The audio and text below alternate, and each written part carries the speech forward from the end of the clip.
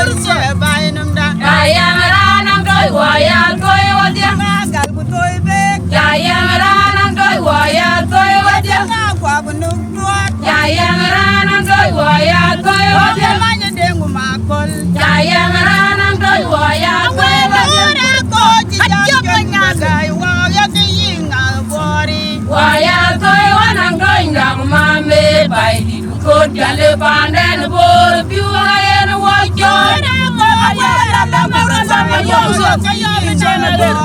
Wayal toy wanang toy ndang mame bai di ko Jalle panden bor piu ayen wajo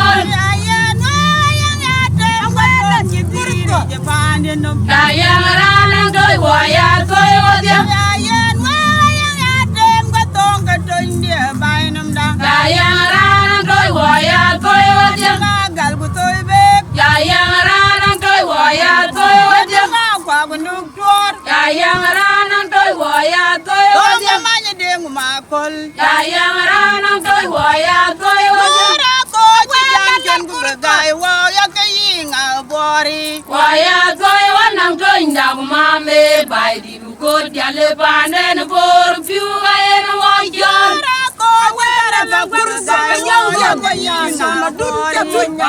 Toy wanang toy ndang mame bai di ko Jalle panden bor piu ayen wajon Curate curate maju tongel tongel kwe tamun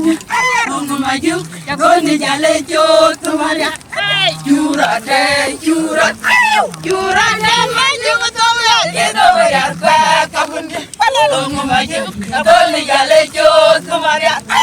Budia buan tenop, ai ton wai deng ayu, ai wai deng ran. Waka ko polite naka, waka kalcha Jalle. Wai diar ke payam Jalle. Wa pole kule akim daen ka buku beliau tok. Dunga kwak. An ke Rodah Panan ko na Agutajah. Ayang ya tem wek, ayang manguk wanang tonda ko wai atoy. Tonda ne nga Amerika. Nga ne lo la ka ci dunga kwa ku toy be ci dunga gal Yongu pia na kim na we ko kal cha chan cha ting we pia miera ret. ya na kim na wo ko wa ko kal cha pia de kan ga dia wanang kina bi wa ko ka kim da tio wanang ding dia etung tu yang number 1 na to kim pandu ka yin che be dia na tul wa ko ka yin yo wa dik to du wa ko bi akul ni wa dik to du wa ko e kene etung pia na kim na wo ko wa ko ka Jalle wa pia miera ret Yongu le ba Jalle koy won ton pin nom ne kera kem duon ne chan long wal ko jela diktor yen ke bule ko ai to pin nom ke we ko ai to pin nom we ko ke pan Jalle ya ko ke pan a thoj wa cha kim da e ben be ti jol dunga kwa e ben pan triak man wa ka jno ne ti man chin wa tin a chin wo to tin man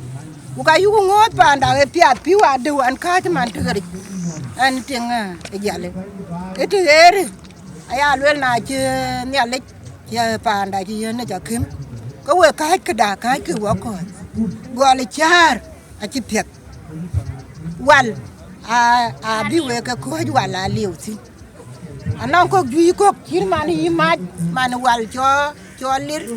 ki man yi man ra nong tu den bi luy ke tu luye